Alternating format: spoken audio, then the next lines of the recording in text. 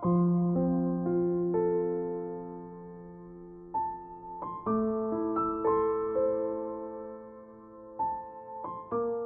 Bapak Ibu, Saudara yang terkasih di dalam nama Tuhan Yesus Kristus, khususnya jemaat GSI Talitakum Malang. Puji Tuhan kita bisa berjumpa kembali. Saya akan menyampaikan renungan firman Tuhan pagi hari ini yang saya beri judul Hidup Berkecukupan. Sebelumnya kita akan berdoa terlebih dahulu.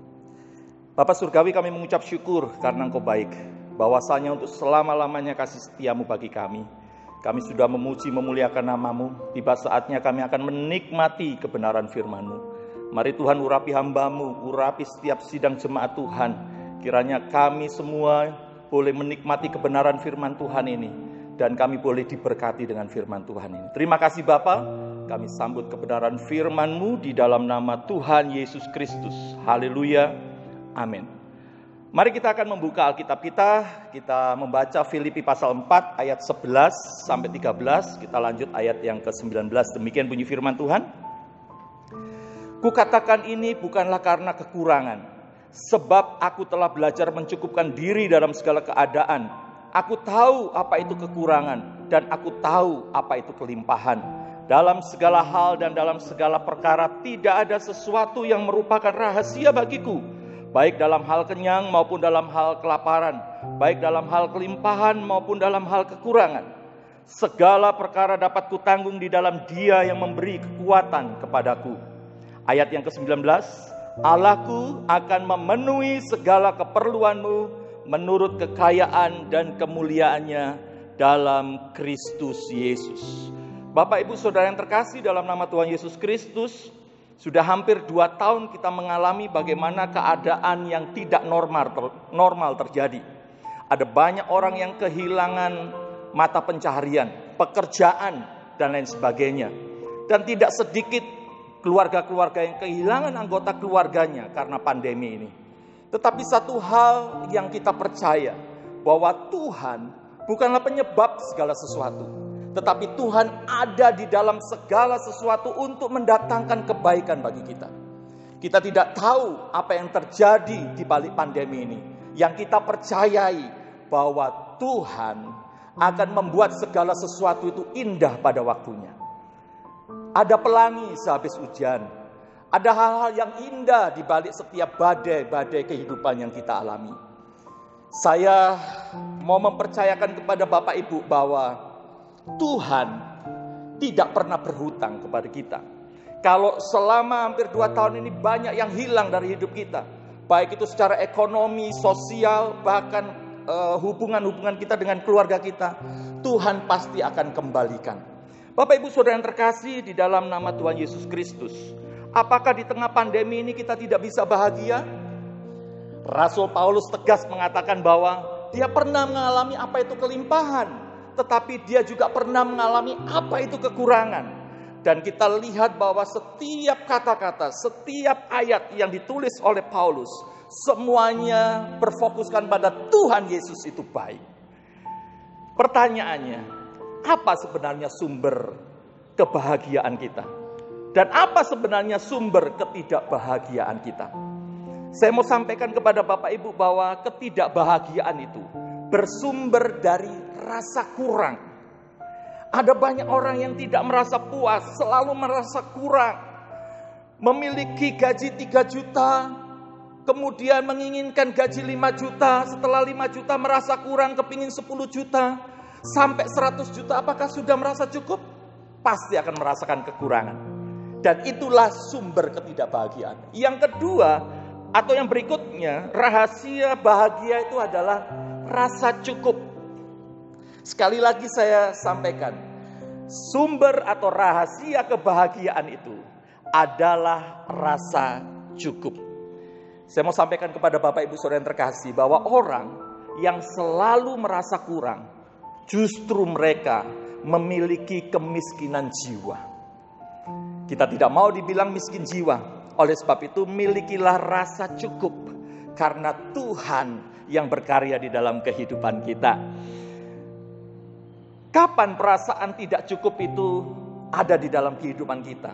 Dan apa efek atau dampak kalau rasa tidak cukup itu, rasa kurang itu dibiarkan di dalam kehidupan kita.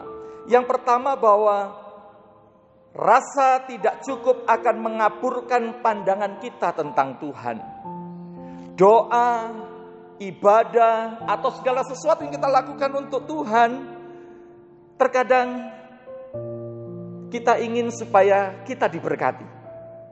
Bapak Ibu Saudara yang terkasih, tidak sama ya. Kita harus merasakan syukur selalu. Jangan kita beribadah, kita berdoa, kita melayani supaya kita diberkati. Di dalam Mazmur dikatakan bahwa itu adalah bonus. Dan bonus itu yang akan mengejar kita. Kita tidak usah cari. Ya. Tetapi rasa cukup adalah sesuatu yang membuat kita akan terus merasa diberkati. Dan rasa syukur besar kita akan terus terungkap di dalam kehidupan kita. Ya. Kenapa kita harus merasa bersyukur meskipun kita kekurangan? Sebab Tuhan sudah memberikan keselamatannya bagi kita. Yesus sudah mati di atas kayu salib, menghapus setiap dan segala dosa kita, memindahkan kita dari lumpur dosa kepada kehidupan yang kekal. Kesehatan yang Tuhan berikan bagi kita, kalau kita bisa bernafas pagi hari ini, keluarga kita masih dalam keadaan sehat, itu sesuatu yang lebih indah. Banyak orang salah mengartikan Matius pasal 6 ayat 33. Dikatakan, tetapi carilah dahulu kerajaan Allah dan kebenarannya, maka semuanya itu akan ditambahkan kepadamu. Ada banyak orang mencari Tuhan supaya mereka diberkati. Ada banyak orang berfokus kepada Tuhan supaya mereka diberkati. Ayat ini tidak seperti itu. Ayat ini membawa satu kebenaran kepada kita bahwa mari kita menyembah Tuhan saja. Mari kita mengiring Tuhan saja. Mari kita melayani Tuhan saja. Maka berkat-berkat yang orang lain, yang bangsa-bangsa ini cari, Tuhan sudah siapkan bagi kita. Ayat 19 di dalam Filipi tadi mengatakan bahwa Allahku akan memenuhi segala keperluanku, ya, menurut kekayaan dan kemuliaannya. Bapak Ibu Saudara yang terkasih di dalam nama Tuhan Yesus Kristus. Hal yang kedua, jika perasaan tidak cukup, rasa kurang itu dibiarkan, yang kedua adalah merusak hubungan kita dengan orang lain. Hubungan tidak murni, ya, karena ada motivasi bersahabat, bersaudara, berteman untuk mencari untung, mementingkan diri sendiri, serakah. Nah, ini yang harus kita hindarkan di dalam kehidupan kita, supaya rasa cukup itu melimpah atas hidup kita. Yang ketiga, bila perasaan tidak cukup itu dibiarkan, maka mengakibatkan kekhawatiran. Ya, mengakibatkan kekhawatiran. Kehilangan rasa syukur, bahkan bisa juga kehilangan sukacita. Bapak Ibu, orang yang khawatir, kalau saya boleh katakan, adalah orang yang bodoh di dalam perjalanan hidupnya. Buat apa kita khawatir? Tuhan sudah menciptakan kita begitu sempurna, begitu luar biasa. Pemeliharaannya dahsyat. Kita tidak perlu khawatir. Kalau mungkin ada yang bertanya, tetapi emang khawatir itu dosa? Ya? Emang khawatir itu salah, Pak Pendeta? Kalau kita hidup di dalam kekhawatiran, itu salah. Kalau kekhawatiran itu datang dan pergi, tapi bagaimana respon dan sikap kita menghadapi kekhawatiran itu. Jangan pernah hidup di dalam kekhawatiran. Mari kita melihat bangsa Israel ketika mereka harus mengambil mana ketika perjalanan mereka dari tanah Mesir menuju tanah Kanaan. Tuhan mengingatkan mereka bahwa kami harus mengambil hari itu, cukup untuk hari itu. Maka selebihnya akan menjadi busuk dan berulat. Mari kita akan hidup hari ini untuk hari ini. Kita tidak perlu memikirkan besok kita mau makan apa. Kita serahkan saja sama Tuhan. Kita berikhtiar dengan bekerja, kita berikhtiar dengan kita berusaha, tapi kita juga harus berserah kepada Tuhan. Itu yang penting. Jangan pernah hidup di dalam kekhawatiran. Kalau kita sudah membahas rasa tidak cukup itu akan mengakibatkan apa? Sekarang Bapak Ibu, ada 3 hal bagaimana memiliki rasa cukup. Kan kita, tadi saya menyampaikan bahwa ayo kita memiliki rasa cukup. Jangan merasa kurang. Lalu bagaimana cara mendapatkannya? Filipi pasal 4 ayat yang ke-19 tadi mengatakan dengan luar biasa bahwa Allahku akan memenuhi segala keperluanmu menurut kekayaan dan kemuliaan Kristus Yesus. Kebutuhan hidup itu tidak sama dengan gaya hidup. Ada banyak orang sekarang ini hidup berdasarkan bukan karena kebutuhannya, tetapi apa? Karena gaya hidupnya. Apa yang dimiliki oleh orang lain harus kita miliki. Gaya hidup yang dilakukan oleh teman saudara atau orang lain kita harus ikuti. Tidak begitu Bapak Ibu Saudara yang terkasih. Allah kita akan memenuhi segala keperluan menurut kekayaan dan kemuliaannya. Oleh sebab itu mari kita harus hidup mencukupkan diri dengan apa yang ada di dalam kehidupan. Gaya hidup kita harus menjadi gaya hidup yang baik, bukan hedonisme. Ya, kalau kita bicara hedonisme, pasti kita berbicara tentang, mohon maaf, tidak mengecilkan satu profesi ya, tetapi artis-artis itu hidupnya adalah hidup yang didasarkan kepada hedonisme. Mereka harus memiliki benda atau barang yang lebih mewah daripada orang yang lain. Mobil tidak boleh mobil Carry atau mungkin Avanza gitu ya, saya nyebut merek, maaf. Tapi mereka harus pakai yang mobil-mobil supercar ya, yang namanya Alphard gitu ya, yang makanannya daging bukan makanannya rumput. Mobilnya makanan rumput apa? Kijang, ya kan? Terus kemudian apalagi ya yang makan rumput ya. Ya itulah mobil-mobil seperti itu. Tetapi ada orang-orang yang mau mobilnya makan daging ya, Jaguar. Makanannya daging ya. Bapak Ibu Saudara yang terkasih, gaya hidup yang Tuhan mau di dalam kehidupan kita adalah gaya hidup yang berserah kepada Tuhan. Gaya hidup yang mengandalkan Tuhan. Yeremia mengatakan bahwa diberkatilah orang yang mengandalkan Tuhan. Mereka akan seperti pohon yang ditanam di tepi aliran air, yang merambatkan akar-akarnya, yang tidak pernah kering di tahun-tahun yang kering. Mereka akan menghasilkan buah pada musimnya. Inilah yang Tuhan mau di dalam kehidupan kita. Bapak Ibu Saudara yang terkasih, 1 Yohanes pasal 3 ayat 20b mengatakan begini. Allah adalah lebih besar daripada hati kita, serta mengetahui segala sesuatu. Mari kita akan serahkan kepada Tuhan, sebab Tuhan kita mengetahui segala sesuatu. Kalau hari ini pekerjaan kita hilang, kalau hari ini bisnis kita menurun karena pandemi, serahkan sama Tuhan, maka Tuhan akan bertindak dengan luar biasa. Mari kita hidup bukan berdasarkan keinginan, tetapi kita hidup berdasarkan kebutuhan. 1 Timotius 6 ayat 6 sampai 10, ya, cukup panjang pembacaan firman Tuhan ini. Memang ibadah itu kalau disertai rasa cukup memberi keuntungan besar, sebab kita tidak membawa sesuatu apa ke dalam dunia dan kita pun tidak dapat membawa apa-apa keluar. Asal ada makanan dan pakaian cukuplah. Tetapi mereka yang ingin kaya terjatuh ke dalam pencobaan, ke dalam jerat, dan ke dalam berbagai-bagai nafsu yang hampa. Dan yang mencelakakan, yang menenggelamkan manusia ke dalam keruntuhan dan kebinasaan. Karena akar segala kejahatan ialah cinta uang. Sebab oleh memburu uanglah beberapa orang telah menyimpang dari iman dan menyiksa dirinya dengan berbagai-bagai duka. Jangan memiliki gaya hidup yang bersumber daripada uang, harta, dan kekayaan. Tetapi marilah kita memiliki gaya hidup yang bersumber daripada Tuhan lewat ibadah, lewat penyembahan, lewat pelayanan kepada Tuhan. Inilah poin yang pertama, bagaimana kita bisa memiliki rasa cukup. Yang kedua, bagaimana memiliki rasa cukup? Kita harus hidup dengan iman. Sekali lagi, hidup dengan iman. Filipi pasal 4 ayat 19, kalau saya bisa rangkum bahwa Allah kita adalah Allah yang mencukupkan. Jehovah Jireh. Tuhan bilang bahwa burung di udara saja Tuhan pelihara.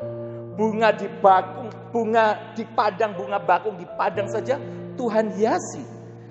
Demikianlah juga dengan kita. Mari kita akan belajar mencukupkan diri, mempercayakan atau mempercayai Allah sekalipun keadaannya tidak mendukung. Bersukacita atas pemeliharaan dan janji Tuhan, meskipun janji itu belum tergenapi, tetapi percayalah bahwa Tuhan akan menggenapinya bagi kehidupan kita. Miliki rasa iman yang tinggi di hadapan Tuhan, supaya akhirnya kita beroleh rasa cukup yang daripada Tuhan. Yang ketiga, bagaimana memiliki rasa cukup? Hidup berkemurahan hati. Ya, kalau mungkin bisa disederhanakan adalah hidup yang memberi. Kisah Para Rasul pasal 20 ayat 35 mengatakan, dalam segala sesuatu telah kuberikan contoh kepada kamu, bahwa dengan bekerja demikian kita harus membantu orang-orang yang lemah dan harus mengingat perkataan Tuhan Yesus. Sebab ia sendiri telah mengatakan, adalah lebih berbahagia memberi daripada menerima. Mari kita memiliki hidup yang berkemurahan, belajar untuk memberi dari segala sesuatu yang Tuhan sudah percayakan daripada kita. Mari kita akan belajar berkemurahan hati, bukan dari kemewahan, kekayaan, atau kelimpahan harta kita. Tuhan mengajarkan, mari kita akan berkemurahan hati, mari kita akan memberi justru di dalam kekurangan kita. 2 Korintus pasal 8 ayat 1 sampai dengan 4. Saudara-saudara, kami hendak memberitahukan kepada kamu tentang kasih karunia yang dianugerahkan kepada jemaat-jemaat di Makedonia. Selagi dicobai dengan berat dalam pelbagai penderitaan, sukacita mereka meluap. Dan meskipun mereka sangat miskin, namun mereka kaya dalam kemurahan. Aku bersaksi bahwa mereka telah memberikan menurut kemampuan mereka, bahkan melampaui kemampuan mereka. Ayat yang keempat, dengan kerelaan sendiri mereka meminta dan mendesak kepada kami supaya mereka juga beroleh kasih karunia untuk mengambil bagian dalam pelayanan kepada orang-orang kudus. Kita belajar kepada jemaat di Makedonia. Meskipun secara mata lahiriah mereka adalah orang-orang yang sangat sederhana dan bersahaja, tetapi mereka rindu diberi kasih karunia, diberi kesempatan untuk mereka bisa membantu orang-orang kudus di Yerusalem yang saat itu mengalami penganiayaan yang begitu luar biasa. Bagaimana dengan kita? Saya merasakan bahwa Tuhan baik, ya. Tahun 2018 ketika gempa terjadi, ya, ada banyak gereja yang membantu. Ya. Kami tahu bahwa mereka bukan gereja-gereja yang besar, bukan gereja-gereja yang penuh dengan konglomerat, tetapi dari bantuan mereka, ya, termasuk juga gereja Sidang Jemaat Allah Talitakum di Malang ini. Dengan bantuan itu akhirnya kami bisa membangun sebuah gereja yang sangat baik. Sebuah gereja yang bisa menampung lebih banyak lagi. Kenapa Bapak Ibu? Karena ada gereja-gereja Tuhan, ya seperti jemaat yang ada di tempat ini, yang memiliki hati seperti jemaat di Makedonia. Mereka tidak melihat seberapa besar harta, kekayaan, keuangan gereja itu, tetapi mereka mau memberi yang terbaik dan Tuhan memberkati. Sehingga gereja Sidang Jemaat Allah Efata yang ada di Lombok bisa dibangun lebih baik lagi. Itu semua karena ada banyak gereja, ada banyak jemaat yang memiliki prinsip hidup harus berkemurahan di dalam Tuhan. 2 Korintus pasal 9 ayat 6 sampai 8. Kita akan baca 3 ayat ini. Camkanlah ini, orang yang menabur sedikit akan menuai sedikit juga, dan orang yang menabur banyak akan menuai banyak juga. Hendaklah masing-masing memberikan menurut kerelaan hatinya, jangan dengan sedih atau karena paksaan, sebab Allah mengasihi orang yang memberi dengan sukacita. Dan Allah sanggup melimpahkan segala karunia kepada kamu, supaya kamu senantiasa berkecukupan di dalam segala sesuatu, dan malah berkelebihan di dalam pelbagai kebajikan. Ayat yang ke-10, Ia yang menyediakan benih bagi penabur dan roti untuk dimakan. Ia juga yang akan menyediakan benih bagi kamu dan melipat gandakannya dan menumbuhkan buah-buah kebenaran. Luar biasa. Tuhan sudah menyiapkan roti bagi kita untuk kita nikmati. Tuhan juga menyediakan benih untuk kita bisa tabur yang akhirnya kita bisa tuai. Tidak ada petani yang akan menuai ketika mereka tidak menabur. Kita harus menabur dulu, maka kita akan menuai. Di akhir firman Tuhan, saya mau menyampaikan ada seorang, kalau Bapak Ibu nanti baca di Google, ya, ada namanya seorang yang bernama John D. Rockefeller. Ya, dia hidup dari tahun 1839 sampai 1937. Dia adalah orang yang sangat kaya. Ya. Kekayaannya begitu luar biasa. Bahkan beliau ini, keluarganya membangun sebuah gedung di Amerika, ya, yang diberi nama John D. Rockefeller, ya, Foundation. Orang ini begitu luar biasa. Pada ketika dia berumur sekitar 52 tahun, dia divonis oleh dokter mengidap penyakit yang sangat ganas, ya, kanker yang sangat ganas. Kemudian dokter mengatakan bahwa umurmu hanya sekitar 3, kalaupun bisa batas akhirnya adalah 6 bulan saja. Ketika dia divonis seperti itu, dia berpikir, uangku begitu banyak, hartaku begitu banyak. Kalau aku mati, mau saya kemanakan uang ini? Sejak saat itu dia menjadi orang yang sangat dermawan. Dia bermurah hati, dia mulai menyumbang sana, dia memberi buat gereja ini, dia menyumbang untuk yayasan ini, panti asuhan ini. Dan dia terus mulai menghabiskan hartanya untuk memberi buat orang-orang yang sedang membutuhkan. 1 bulan berlalu, 2 bulan berlalu, 1 tahun berlalu, dia tidak mati, Bapak. Bahkan dia meninggal di usia yang ke-80 tahun lebih. Kita bisa bayangkan, bahkan 90 tahun, maaf ya, 90 tahun. Mari kita akan melihat bagaimana Tuhan berkarya dengan luar biasa. Dia mengalami hidup kurang lebih 46 tahun berikutnya, dia masih hidup, ya, karena dia 98 kalau nggak salah ya. 46 tahun. Dokter mengatakan bahwa 3 sampai 6 bulan saja. Tetapi Tuhan punya kehendak lain. Dia diberi waktu 48 tahun, ya, untuk dia boleh melayani dengan hartanya. Bapak Ibu Saudara yang terkasih, saya menarik kesimpulan.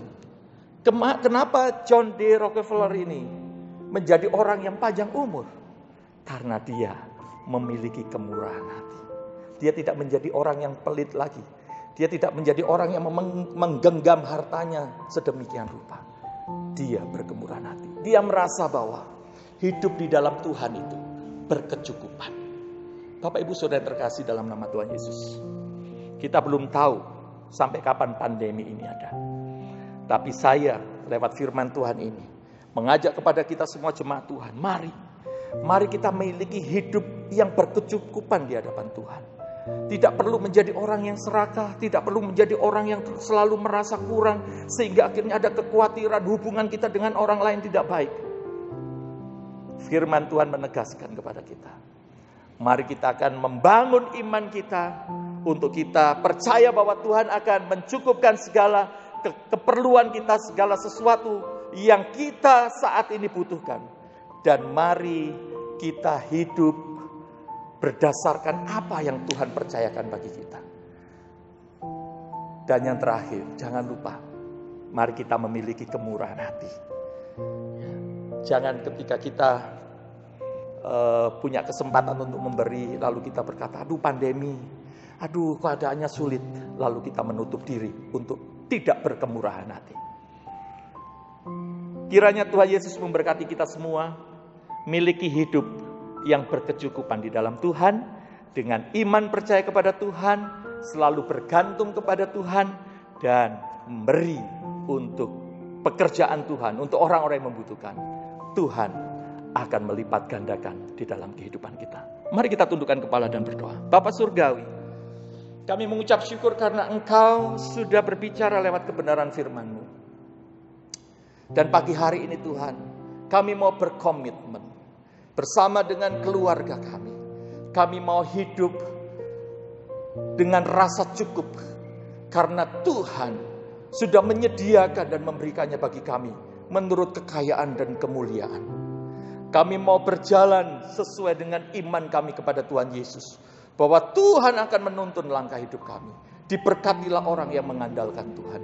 Dan juga Tuhan, kami mau berkomitmen hidup memiliki kemurahan hati, belajar untuk memberi, karena kami tahu Tuhan bahwa semua yang Tuhan percayakan bagi kami, uang, harta, jabatan, atau segala sesuatu adalah titipan Tuhan, karunia Tuhan yang kami harus manage, yang kami harus atur sedemikian rupa. Kami mau belajar Tuhan untuk bergantung kepada Tuhan, memiliki iman sehingga kekhawatiran tidak ada dalam hidup kami, dan berkemurahan hati.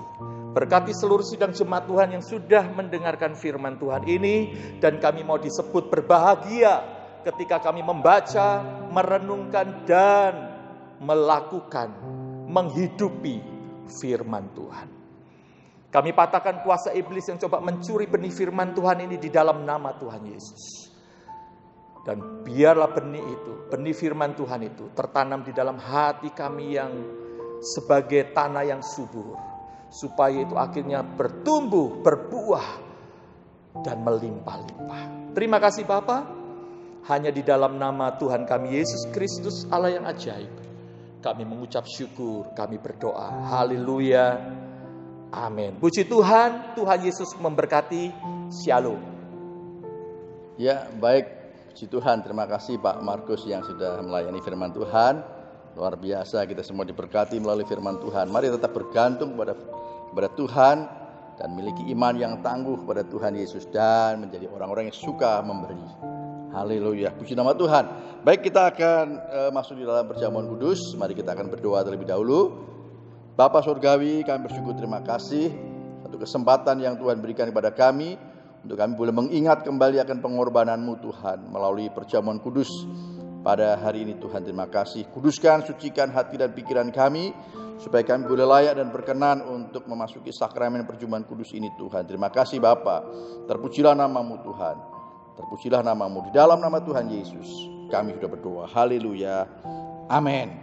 Ya, mari kita siapkan roti di tangan kanan kita. Saya akan bacakan firman Tuhan.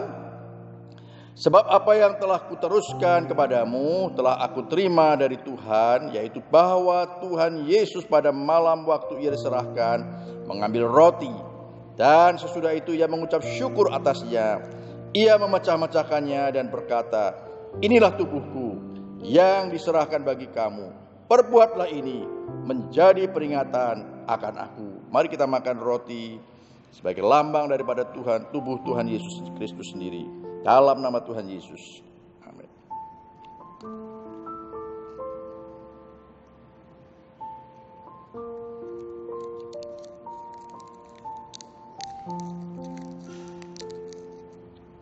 Mari angkat cawan di tangan kanan saudara. Demikian juga ia mengambil cawan sesudah makan lalu berkata, cawan ini adalah perjanjian baru yang dimeteraikan oleh darahku. Perbuatlah ini setiap kali kamu meminumnya menjadi peringatan akan aku. Sebab setiap kali kamu makan roti ini dan minum cawan ini, kamu memberitakan kematian Tuhan sampai ia datang. Mari kita minum anggur yang melambangkan darah Yesus dalam nama Tuhan Yesus.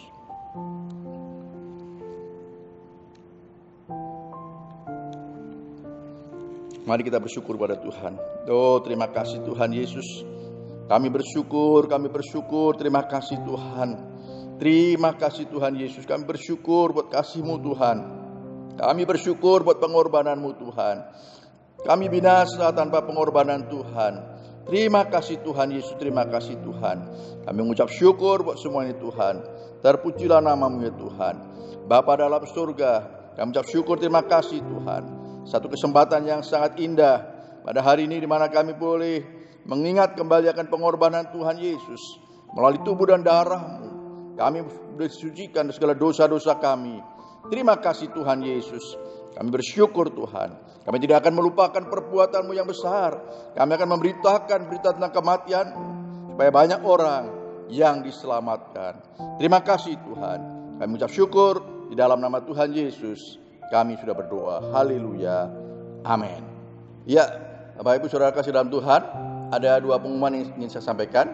Yang pertama, kita doakan buat rencana Hari Nasional Kaum Pria. Ya, kalau semua sudah, sekolah minggu sudah, kaum wanita sudah, kaum muda sudah, kaum pria yang direncanakan hari Minggu tanggal 28 November jam 5 sore. Jadi diharapkan semua jemaat bisa hadir. Ya, kita mendukung acara Hari Nasional Kaum Pria pada bulan November ini. Itu yang pertama. Yang kedua, kita bersyukur, saudara, sebentar lagi kita juga akan memperingati hari Natal. Mari Bapak Ibu Saudara dukung dan doakan terus ya rencana acara Natal tanggal 25 Desember. Kita bersama-sama akan merayakan hari kelahiran Tuhan Yesus. Terima kasih. Tuhan Yesus berkati kita semua. Amin.